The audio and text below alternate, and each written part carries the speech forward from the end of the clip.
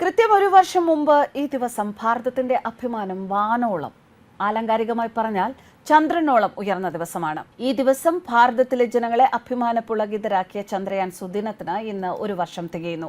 ഭാരതത്തിന്റെ അഭിമാനം ചന്ദ്രനിൽ എത്തിച്ച ചന്ദ്രയാൻ 3 ദൗത്യത്തിന് 1 വയസ്സ്. 2023 ഓഗസ്റ്റ് 23 ചന്ദ്രനിൽ കാലുകുത്തിയ 4ാമത്തെ രാജ്യവും ദക്ഷിണ ധ്രുവ മേഖലയിൽ എത്തുന്ന ആദ്യ രാജ്യവുമായി ഇന്ത്യ മാറുകയായിരുന്നു.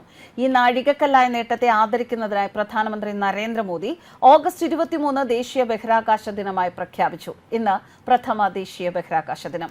രാജ്യത്തുടനീളം വിപുലമായ ആഘോഷങ്ങളാണ് ഈ ദിനവുമായി ബന്ധപ്പെട്ട് സംഘടിപ്പിച്ചിരിക്കുന്നത്. ചന്ദ്രനെ തൊടുമ്പോൾ ജീവിതങ്ങളെ സ്പർശിക്കുന്നു, ഇന്ത്യയുടെ ബഹിരാകാശ സാഗ എന്നതാണ് ഈ വർഷത്തെ പ്രമേയം. Touching lives while touching the moon എന്നതാണ് ഈ വർഷത്തെ മുദ്രാവാക്യം. സമൂഹത്തിലും സാങ്കേതിക വിദ്യയിലും ബഹിരാകാശ പര്യവേക്ഷണത്തിന്റെ പ്രാധാന്യത്തെ അടയാളപ്പെടുത്തുകയാണ് ഇതിലൂടെ ISRO ലക്ഷ്യം വെക്കുന്നത്. ഇന്ത്യയുടെ ബഹിരാകാശ നേട്ടങ്ങൾ പ്രദർശിപ്പിക്കുന്നതിനും യുവാക്കളെ പ്രചോദിപ്പിക്കുന്നതിനുമായി സർക്കാർ 1 മാസത്തെ പരിപാടി സംഘടിപ്പിക്കുന്നു എന്നാണ് വിവരം.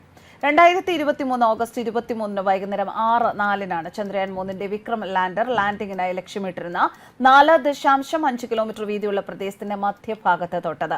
ആ പോയിന്റിൽ നിന്ന് 300 മീറ്റർ ഉള്ളിലാണ് ലാൻഡർ ഇറങ്ങിയത്. ഇതോടെ ചന്ദ്രന്റെ ദക്ഷിണ ധ്രുവത്തിൽ ഇറങ്ങിയ ആദ്യ രാജ്യമായി ഇന്ത്യ മാറുകയായിരുന്നു. കുറഞ്ഞ ചെലവിൽ മികവ് പ്രകടിപ്പിക്കുന്നതിൽ ഇന്ത്യ വീണ്ടും ലോകരാജ്യങ്ങളിൽ ചർച്ചയായി. ആധുനിക ഇന്ത്യയുടെ ചരിത്രത്തിലെ ഏറ്റവും വലിയ സാങ്കേതിക നേട്ടത്തിന്റെ വാർഷികം ദേശീയ ബഹിരാകാശ ദിനമായി ആഘോഷിക്കാൻ പോവുകയാണ് രാജ്യം.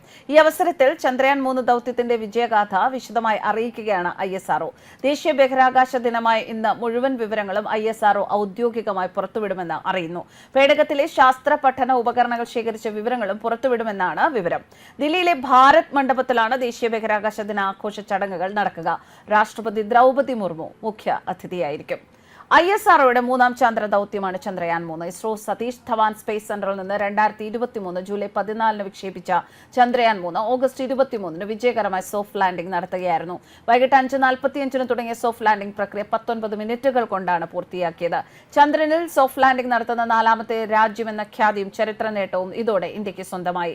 ഇന്നോളം ഒരു രാജ്യത്തിന്റെ ചാന്ദ്ര ദൗത്യവും കടന്നു ചെന്നിട്ടില്ലാത്ത ചന്ദ്രന്റെ ദക്ഷിണ ധ്രുവത്തിലാണ് ലോകത്തെ സാക്ഷിയാക്കി ചന്ദ്രയാൻ 3 സോഫ്റ്റ് ലാൻഡിംഗ് വിജയകരമായി പൂർത്തിയാക്കിയത്. വിക്രം ലാൻഡറും പ്രഗ്യാൻ റോവറുമാണ് ചന്ദ്രയാൻ 3 ദൗത്യത്തിലുള്ളത്. ചന്ദ്രോപരിതലത്തിലെ sulphur, aluminium, calcium, silicon, iron, oxygen, titanium, chromium, manganese എന്നിവയുടെ സാന്നിധ്യം കണ്ടെത്താൻ ചന്ദ്രയാൻ 3 സാധിച്ചിരുന്നു. 2008 ഒക്ടോബർ 22 ഇന്ത്യയുടെ ആദ്യ ചാന്ദ്ര ദൗത്യമായ ചന്ദ്രയാൻ 1 ശ്രീഹരിക്കോട്ടയിൽ നിന്നും വിജയകരമായി വിക്ഷേപിച്ചത്. 2008 നവംബർ 10 ചന്ദ്രന്റെ ഭ്രമണപഥത്തിൽ ചന്ദ്രയാൻ 1 വിജയകരമായി പ്രവേശിച്ചു. എന്നാൽ ഓർബിറ്ററുമായുള്ള ബന്ധം നഷ്ടപ്പെട്ടതിനെ തുടർന്ന് 2009 ഓഗസ്റ്റ് 28 ഔദ്യോഗികമായി ഇന്ത്യക്ക് ചന്ദ്രയാൻ 1 ദൗത്യം അവസാനിപ്പിക്കേണ്ടി വന്നു. 2019 ജൂലൈ 22 ചന്ദ്രയാൻ 2 വിക്ഷേപിച്ചത്. LVM-3 M1 റോക്കറ്റാണ് പേടകം വിക്ഷേപിച്ചത്. 2019 ഓഗസ്റ്റ് 20 പേടകം ചന്ദ്രന്റെ ഭ്രമണപഥത്തിലെത്തി. 2019 സെപ്റ്റംബർ 6 വിക്രം ലാൻഡർ ചന്ദ്രോപരിതലത്തിൽ ലാൻഡിംഗിന് ശ്രമിച്ചു എങ്കിലും സോഫ്റ്റ്വെയർ തകരാർ കാരണം തകരുകയായിരുന്നു. ന്യൂസ് ഡെസ്ക് കർമ്മ ന്യൂസ്.